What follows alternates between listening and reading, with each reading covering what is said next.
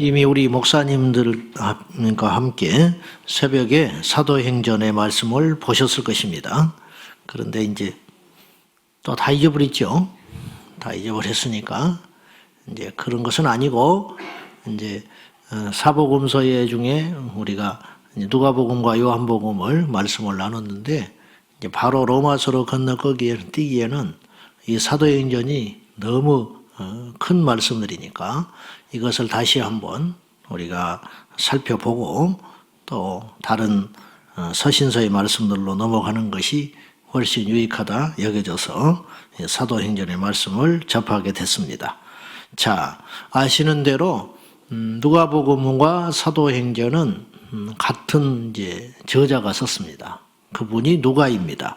누가는 의사였고 사도 바울의 선교 여정 가운데 함께 했던 인물인데, 그렇기 때문에 사도행전에 있었던 어떤 이런 사건들과 일들을 목격함으로 이렇게 기록을 남겨놨습니다. 그래서 1절과 그 1절의 말씀은 누가복음 1장과 같은 수신자로 나옵니다. 그가 데오빌로라고 하는 인물이에요. 자, 우리 1절과 2절을 읽어보겠습니다. 사도행전이 어떠한 의도로 남겨지게 됐는지 한번 볼 필요가 있습니다. 1절, 2절 시작. 데오빌로여, 내가 먼저 쓴 글에는 물은 예수께서 행하시며 가르치시기를 시작하심부터 그가 택하신 사도들에게 성령으로 명하시고 승천하신 날까지의 일을 기록하였노라. 여기서 첫째 먼저 쓴 글이라는 표현이 나오는데 이것이 바로 누가복음을 일컫는 것입니다. 데오빌로여, 내가 먼저 쓴 그 첫 번째 글에는 예수님이 행하신 공생의 사건과 그리고 그가 택하신 사도들에게 성령으로 명하시고 승천하신 그 날까지의 일을 다 기록했습니다. 그러니까 예수님의 공생의 사건을 다 기록을 했습니다. 어릴 적부터 아주 세밀하게, 누가는 세밀한 성격의 소유자로 여겨져요. 그런데 데오빌로라고 하는 인물이 누구냐? 여기에 대해서는 이제 여러 가지 추측이 있어요. 근데 별 중요한 건 아니지만은 노마의 고이 관료다, 이런 이제 이야기가 가장 큰 학설을였고, 때로는 이 사람은 가상의 인물이다, 그렇게까지도 합니다. 이 사람을 핑계 삼아 이제 복음서와 사도행전을 남겼을 추측이 크다. 그건 중요한 게 아니에요. 별 중요한 게 아니고 중요한 건 이 말씀이 오늘 우리 손에 있다는 게 중요한 거예요. 그래서 이것을 기록하였는데 이제부터는 뭐냐? 예수님이 승천하신 이후에 어떤 사건들에 대해서 남길 이제 의사가 있는 것입니다. 그래서 복음을 전하려고 하는 마음이 있는 것이에요. 자, 그러면 이제 예수님 사도행전과 누가복음은 별도의 책이 아니고 사복음서와 연결되는 하나의 책이라. 그래서 성경은 하나로 봐야 한다, 이런 말이에요. 끊어서 읽는 것도 좋지만 구절구절 은혜를 받는 것도 좋지만 전체를 하나로 보고 그 스토리식으로 우리가 기억할 필요도 있는 것입니다. 우리가 성경을 안 읽고 멀리하면 자꾸 잊어버려요. 성경이 워낙 방대한 책이니까. 그래서 조금씩은 기억하지만 성경의 어떠한 내용들을 자세히 우리가 깨기는 어려워요. 그러니까 여러분들이 끊임없이 성경을 꾸준히 읽으셔야 돼요. 그래서 목사는 그런 면에서 조금 유리한 면도 있는 거예요. 어쨌든 설교를 해야 하고 성경을 봐야 하는 입장이기 때문에 유리한 면이 있는데, 여러분들은 작심하고 성경을 읽지 않으면 교회에 와서 성경을 조금 읽는 것 외에는 읽을 수 있는 여유와 시간이 없어요. 그러니까 여러분들이 습관을 자꾸만 성경 읽는 대로 관심을 가지셔야 됩니다.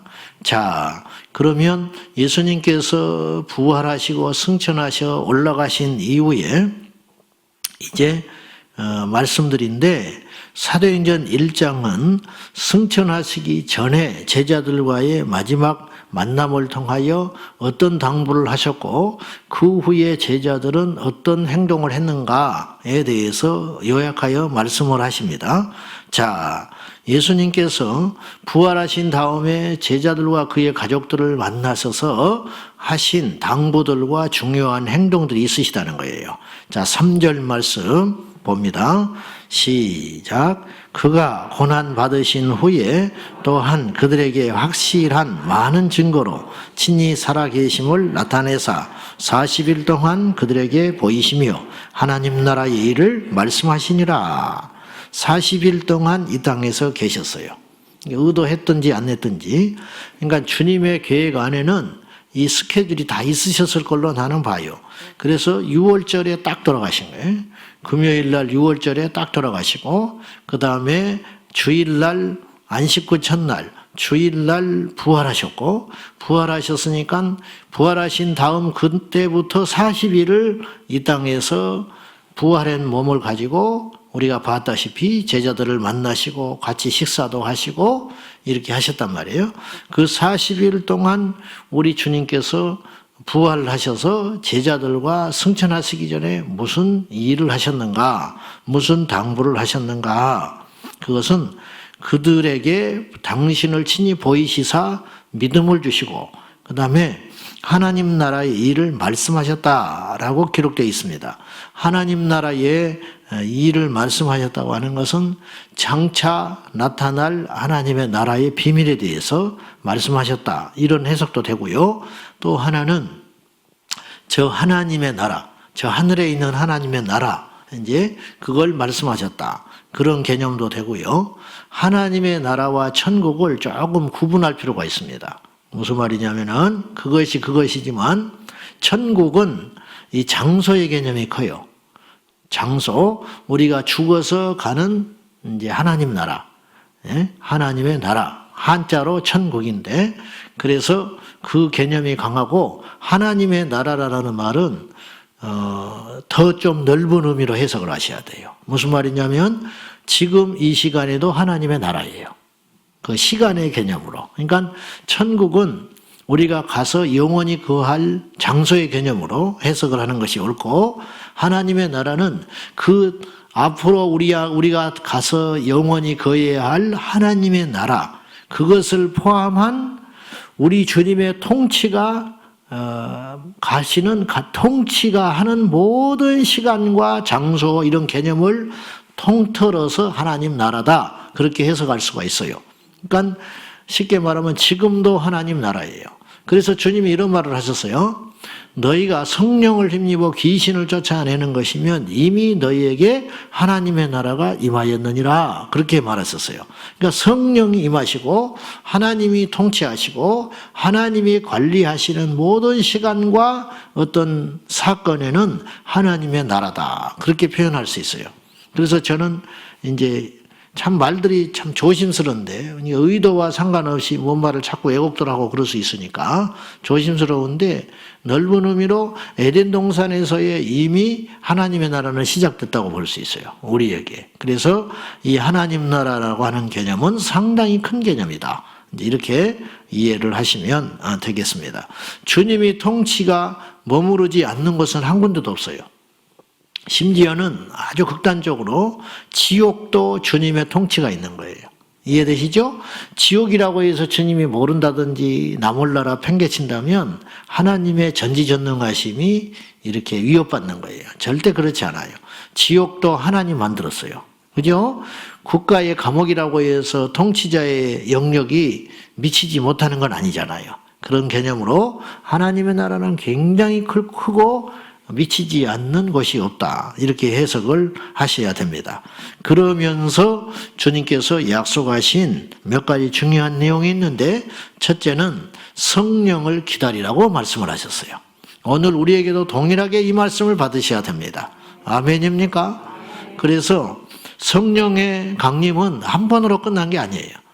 물론 최초의 성령의 강림은 우리 인간에게 구약에도 간간히 성령, 그래서 하나님의 영에 감동하시니라, 그런 표현이 있는데, 그건 어쩌다가 아주 특별한 경우, 다윗이나 삼손이나 이런 분들이 성령에 한번 이렇게 쓱 스쳐가는 역사로 성령의 감동을 받은 거예요.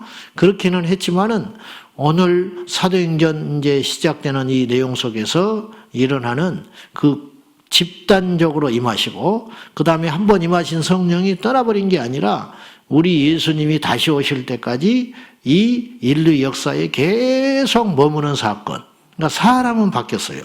그러니까 제자들에게 임했던 성령은 떠나버리신 게 아니잖아요. 지금도 일하고 계시잖아요. 지금도 교회에서 일하고 계시고 그 한 번 임하신 성령은 지금도 선교 현장에 임하고 계시고 지금도 어떤 개개인에게 임하셔서 당신께서 하시고자 하는 일들을 하고 계시단 말이에요. 그러니까 사람과 인물은 바뀌어지지만 성령이 2000년 전에 오순절날 임하셔서 우리 가운데 계속 계시고 어떤 일을 하시는 거예요. 언제까지 일하시느냐? 우리 주님이 다시 오실 때까지 일하고 있는 거예요. 그래서 오순절날 성령 임하신 이후로 지금까지를 뭐라고 그러냐? 성령시대, 교회시대 이렇게 표현한단 말이에요. 그래서 사도행전에 성령 임하시기 전 주님이 부활하여 승천해 가시고 그 다음에 아직 성령은 임하지 아니하시고 이 기간 열흘이 못 되는 기간, 왜냐하면 6월절날 주님께서 죽으셨고 그 다음에 3일 후에 살아나셨고 40일을 머무셨으니까 43일쯤 됐잖아요. 그러니까 승천하신 날이 6월절 이후 43 정도 됐단 말이에요. 그리고 오순절날 성령 임하셨어요. 그러니까 일주일간간 주님의 제자들이 오순절날 성령이 임할 줄은 몰랐어요. 성령을 기다리라고만 했으니까 언제 어떻게 임할지는 모르고 그 약속을 믿고 그냥 계속 기도하면서 성령을 사모하고 있었는데 그 기간이 공교롭게 일주일이 흘렀고 오순절날 성령이 임하신 거예요. 그래서 오순절날은 이스라엘의 3대 절기로서 감사절기인데 공교롭게도 그날에 성령이 임하셨기 때문에 우리는 감사절기보다는 성령 강림절로 더 강하게 인식되고 있는 것이죠. 자, 그래서 40일 동안 하나님 나라 일을 말씀하신 주님이 너희는 예루살렘을 떠나지 말고 약속하신 성령을 기다려라. 그 약속을 누가 해주셨냐면 하늘에 계신 하나님 아버지가 나를 통해서 약속하셨다. 그러니까 성령을 부어주시는 분은 하늘 아버지 하나님이에요. 그 약속하신 것을 기다려라. 그러면서 5절에 요한은 물로 세례를 베풀었으나 너희는 몇 날이 못되어 성령으로 세례를 받으리라 하셨느니라. 요한이 베푼 세례는 물세례입니다. 회개의 물세례. 그래서 물 속에 이렇게 푹 들어가 버리잖아요. 온 몸으로 물을 맞는 거예요. 쉽게 말하면. 근데 주님이 이제 표현하기 쉽게 그리고 제자들이 알아듣기 쉽게 하려고 성령으로 너희가 온 몸의 세례를 받듯이 충만히 받는 역사가 일어날 것이다. 그런 의도로 봅니다. 여기에서 성령 세례란 말이 나온 거예요. 성령으로 너희가 세례를 받게 될 것이다. 이렇게 이야기하셨고 여러분이 세례 받은 것을 기억하고 있죠? 내가 물세례 받은 거 기억하잖아요. 암흑의 날 누구에게 어디서 받았다. 이제 그것을 의미 있게 받아들이든 아니면 뭐 억지로 받았든지 또는 유아 세례자들은 기억도 안 나지만 우리 일생에 한 번 세례 받은 것은 분명히 있었단 말이에요. 어느 시점에. 그렇듯이 성령의 세례도 마찬가지로 우리 일생 가운데 잊지 못할 사건으로 한 번은 반드시 있어야 할 일이 성령의 세례라는 거예요. 그래서 혹자는 물세례만 받고 성령 세례를 못 받을 수도 있고 혹자는 성령의 세례는 받았는데 물세례를 못 받을 수도 있고 어떤 사람은 동시에 받을 수도 있고 이럴 수가 있겠습니다. 여러분은 제가 질문을 하고 싶어요. 여러분은 성령의 세례를 받으셨는지 우리가 알아야 됩니다. 여러분 성령의 세례를 받으셨습니까? 그러니까 이런 분명한 증거가 있어야 한다니까요. 여러분이 물세례 받았듯이 그리고 세례 증서가 있잖아요. 세례 증서가 없다 할지라도 내가 물세례를 받은 그 사실은 만고의 진리 아닙니까? 내가 물세례를 받았다는 것은 그런 것처럼 주님의 명령에 따라서 우리는 성령의 세례를 받아야 돼요. 성령의 세례. 그 다음에 당부하시는 게 무엇이냐면은 증인이 되라고 하신 사도행전 1장 8절. 그래서 성령이 오신 이유는 예수님의 제자들을 능력으로 사용하셔서 세계 선교를 이루기 위해서 성령이 임하신 거예요. 다시 말해서 성령이 주님의 약속대로 승천해 가시고 성령이 오시지 않았다면 성령이 오시지 않았으면 선교는 이루어질 수 없는 거예요. 성령이 오시지 않았으면 우리가 이 자리에 와 있을 수 없어요. 성령이 오시지 않았으면 선교사님들이 우리나라에 들어올 수도 없어요. 성령이 오시지 않았으면 그 선교사님이라는 그분들 자체들이 2000년 동안 존재할 수가 없어요. 지금도 성령이 임하셔서 복음을 전하게 하시고 능력으로 일하고 계시는 거예요. 성령은 개인의 신앙의 유익을 위해서도 오시지만 더 궁극적인 목적은 하나님 나라의 확대와 완성을 위해서 성령이 일하고 계시고 있다는 걸 보셔야 됩니다. 그래서 개인이 병이 낫고 방언을 하고 은사를 행하시는 것에만 머물러서는 안 되고 진정으로 성령이 우리 안에 오셔서 하시고자 하는 일은 뭐냐면 세계 선교라는 것이에요. 그래서 주님 오실 때까지 성령께서 하시는 일은 뭐냐면 끊임없는 복음의 전파를 통하여 하나님의 나라를 세워가는 이 역사에 우리가 성령을 받았다면 진정으로 동참해야 됩니다. 그렇지 않으면 우리의 신앙은 한쪽이 쩔뚝거리는 개인 신앙에만 치중하는 그러한 신앙이 되기가 십상이다 이런 말이에요. 그러면 주님께서 흩어버려요. 사명을 감당하지 못하고 썩은 저수지와 같이 돼버리면 성령께서 간섭하셔가지고 흩어버려요. 그것이 바로 예루살렘 교회였어요. 나중에 우리가 살펴보겠지만은 예루살렘 교회가 부흥하고 안정이 될 점에 핍박이라고 하는 도구를 통하여 깨뜨려버립니다. 그리고 이 복음이 전 세계로 또 전파돼요. 그래서 이방인 선교가 시작될 수밖에 없었던 거예요. 어느 교회가 부흥하여 자기들끼리만 잘 지내고 자기들끼리만 모여서 삼삼오오 있으면 성령은 그걸 용납하지 않으세요. 성령은 팽창하시는 분이에요. 성령은 복음으로 온 세계에 나가기를 원하시는 분이에요. 그래서 교회가 자기 할 일을 하지 않으면 시끄러워지는 거예요. 그래서 하게끔 만드세요. 이해되시죠? 자, 11절 우리 주님께서 또 천사를 통하여 당부한 것이 있었습니다. 11절 봅니다. 시작. 이르되 갈릴리 사람들아 어찌하여 서서 하늘을 쳐다보느냐. 너희 가운데서 하늘로 올려지신 이 예수는 하늘로 가심을 본 그대로 오시리라 하였느니라. 이제 제자들이 보는 데서 우리 주님께서 감람산 근처에서 승천해서 올라가셨어요. 그리고 그 하늘을 쳐다보고 있을 때에 조금 제자들의 심정이 어땠을까? 아직 성령을 받지 못했지요. 그러니까 두려움도 있었을 것이고 주님의 부재, 주님이 안 계시구나, 우리에게서 떠나가셨구나, 그런 어떤 두려움, 또 미래에 대한 불안감, 그러면서 또 그런 영광스러운 승천을 봤으니까 또 의외로 믿음을 가진 사람도 있었고 여러 가지 복합적인 일이 우는 사람도 있었을 것이고 우리가 그냥 성경을 그냥 쉽게 읽지만은 감격하는 사람, 우는 사람 막 한번 생각해봐요. 우리 앞에서 주님이 그냥 싹 올라가셔 버렸다. 얼마나 놀라운 영광의 시간입니까? 그러면서 다시 믿음을 다지고 또 어떤 사람은 나는 절대 이제 주님을 위해서 죽을지언정 이제 베드로 같은 사람은 다시는 주님을 부인하지 말아야지 막 이런 결심을 하기도 하고 여러 가지 상황일 거 아니에요? 근데 인간의 결심이라는 건 너무 연약한 거예요.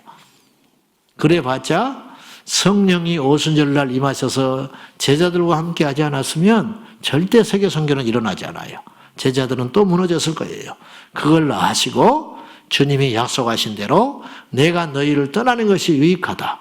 그러면 내가 떠나가면 보혜사 성령을 보내사 너희와 영원히 함께 하실 것이라고 하는 주님의 약속을 우리 주님께서 오순절날에 성취하셨다는 거예요. 그리고 내가 너희들이 본 그대로 우리 주님은 다시 오시리라. 그 약속을 했어요. 그러니까 성령을 기다려라. 그리고 그 약속 성취됐어요. 그러니까 부활하신다는 것도 성취, 그리고 성령이 오신다는 것도 성취, 그리고 유일하게 하나 남아있는 약속이 하나 남아있죠. 다시 오시리라. 본 그대로 너희에게 다시 오시리라. 그러면서 12절에 보면은 제자들이 감람원이라 하는 산으로부터 예루살렘으로 돌아왔어요. 예루살렘으로 왜 돌아왔을까요? 순종한 거죠. 예루살렘을 떠나지 말고 뭘 기다려라? 약속하신 것을 기다리라. 성령으로 세례를 받는 그날까지 그냥 팍 임할 때까지 어떤 모습으로 임할지는 모르지만 우리는 이미 임한 걸 알고 나서 이 본문을 읽으니까 별 감동이 없지만 제자들이 기다리다가 성령을 받았을 때 그 감격과 그 능력과 그 파워풀한 역사는 이루 상상할 수가 없는 거예요, 사실은. 자, 약속하신 대로 오시리라. 어떤 약속을 했느냐? 너희들이 본 그대로 다시 오시리라. 주님이 다시 오신다. 그럼 어디에 임하셔야 되느냐? 감람산에 임하셔야 되는 거예요. 그 스가랴서 4장 14절에 이미 이 말씀을 약속을 해놨어요. 자, 제가 읽을게요. 그날에 그의 발이 예루살렘 앞 곧 동쪽 감람산에 서실 것이요 감람산은 그 한가운데가 동서로 갈라져 매우 큰 골짜기가 되어서 산 절반은 북으로 절반은 남으로 옮기고, 그 말씀이 있어요. 이 말씀은 그날에, 우리 주님 다시 오실 그날에 그분의 발이 예루살렘 앞 곧 동쪽 감람산에, 그러니까 예루살렘의 지형 가운데 감람산이 동쪽에 있는 모양입니다. 저는 가보지는 않았는데 동쪽 감람산에 우리 주님이 서신다, 임하시는데, 그때 어떤 일이 벌어지냐면 감람산이 한가운데로 쪼개져가지고 큰 골짜기가 되어 북쪽과 남쪽으로 갈라져 버린다. 이렇게 구체적으로 스가랴가 예언을 했습니다. 그러니까 스가랴 당사자는 무슨 말인지 모르고 그 당시 예언을 했을 걸로 봐요. 근데 이 말씀이 이제 오늘 본문에 와서 약속으로 다시 한번 확인하시고, 그리고 이 말씀은 장차 일어날 것으로 저는 생각해요. 그러니까 성경은 상징으로 풀어야 하기도 하고 사실로도 풀어야 할 것이 있습니다. 이 사이가 참 미묘해요. 그러니까 저도 조금씩 그런 걸 실수를 할 수도 있어요. 그런 걸 100번 감안하더라도 우리 주님은 오신다는 거예요. 근데 오시면 언제 지상재림을 하시느냐? 공중재림 하시고 그 다음에 지상재림 하시잖아요. 지상재림 하실 때에 언젠지는 모르지만 장소는 약속했어요. 왜 그러냐면 장소를 말씀하신 건 우리에게 혼란을 주시지 않으니까. 날이 문제라는 거예요. 날을 명시해버리면 큰 혼란에 빠지니까 그날과 거시는 비밀로 감춰놓았지만 어떤 방법으로 어디에 임하실 거는 성경 곳곳에 예언을 해놨단 말이에요. 그건 혼란스럽지 않으니까. 그래서 그날과 거시는 알지 못하나 우리 주님께서 공중에 임하셔서 지상 재림에 하실 적에 감람산에 임하실 것이다. 성경은 일단 그렇게 예언을 해놨습니다. 그래서 저는 그걸 믿는 거예요. 중요한 건 아니야. 어디에 임하시는 게 중요한 건 아니고 우리가 준비가 되어 있느냐가 더 중요한 것이죠. 근데 이제 한 가지 말씀드리고 싶은 것은 성경은 사실이라는 거예요. 그러니까 지난 모든 과거의 역사가 성취가 되었고 지금도 성취되어 가고 있는 중이고 앞으로도 성취될 것이다. 할렐루야. 그러므로 깨어 있으라. 이제 결론은 그렇게 말씀드릴 수밖에 없습니다. 그리고 나서 모인 무리들이 흩어지지 아니하고 예루살렘에 있는 곳에서 120명의 사람들이 예수님의 제자들 중에 한 사람은 자살해서 죽어버렸고 가룟 유다, 나머지 11명의 제자들과 예수님의 어머니 마리아, 그리고 예수님의 동생들, 그리고 그 이름이 밝혀지지 않는 기타 여제자들, 그런 제자들과 함께 모인 숫자들이 약 120명 정도 됐다. 그들이 이제 오순절 날이 이를 때에 성령으로 충만히 받는 역사가 사도행전 2장에 등장하게 됩니다. 자, 주님의 약속은 사실이고 참된 것입니다. 그리고 사복음서에 우리 주님이 공생의 활동을 하고 다닐 때에 예수님의 육체적 동생이었던 형제들은 예수님을 하나님의 아들로 인정하지 않았습니다. 이제서야 부활하신 주님을 목격하고 나서야 이들에게 믿음이 생겼고 이들은 흩어지지 아니하고 성령으로 세례를 받는 그런 역사가 일어났고 예수님의 동생과 어머니에 대한 행적은 사도행전에 구체적으로 나와 있지는 않아요. 그러나 이들이 성령을 받아서 이제는 어머니나 동생이라는 개념을 뛰어넘어 하나님의 사람들로 그들이 순교를 했는지 아니면 생애를 바쳤는지 알 수는 없지만 이제 하나님 나라에 가면 알겠지만은 이들이 죽을 때까지 예수님의 제자의 삶을 성령으로 충만히 받아서 살았을 것이다. 이렇게 짐작을 합니다. 그래서 성모 마리아는 예수님의 육체를 이 땅에 보내는 거룩한 여인임과 동시에 주님의 부활 승천하신 후에는 예수님의 제자의 삶을 성령으로 받아서 살았다. 이렇게 우리가 짐작할 수 있겠습니다. 자, 장차 사도행전의 말씀을 통해서 저와 여러분에게도 성령의 충만한 역사가 일어나기를 축복합니다. 기도하겠습니다. 이 시간에 기도하실 적에 하나님의 약속은 분명히 성취되는 줄로 믿습니다. 하나님, 우리에게 약속하신 바 성령으로 충만하게 하여 주시옵소서. 우리 모두에게 성령의 세례를 주시옵소서. 그리하여 이 마지막 때를 준비하게 하시고 흔들리고 요동하지 않는 굳센 믿음으로 저희와 저희 가족들을 세워 주시옵소서. 약속하신 바 성령을 우리에게 허락하여 달라고 이 시간 다 같이 기도하겠습니다. 하나님 아버지, 우리 예수님 부활하시고 승천하시기 전까지 40일 동안 제자들에게 보이시고 가족들에게 보이시고 많은 사람들이 보는 데서 감람산 근처에서 승천에 올라가셨습니다. 주님, 오늘 우리에게도 성령으로 임하여 주소서. 오늘 우리에게도 성령의 충만함을 허락하여 주소서. 오늘 우리에게도 성령의 약속하신 바 세례를 허락하여 주셔서 물세례뿐만 아니라 성령으로 세례를 허락하여 주십시오. 성령의 세례를 받아서 이 마지막 때에 하나님의 나라의 복음의 일꾼이 되게 하여 주시고 주님의 증인되는 삶을 살도록 역사하여 주시옵소서. 은혜와 사랑과 자비가 풍성하신 아버지 하나님, 하나님의 나라가 이 땅에 도래되기 위하여 인간이 필요합니다. 하나님의 나라가 이 땅에 임하시기 위하여 교회들이 필요합니다. 성령의 역사가 필요합니다.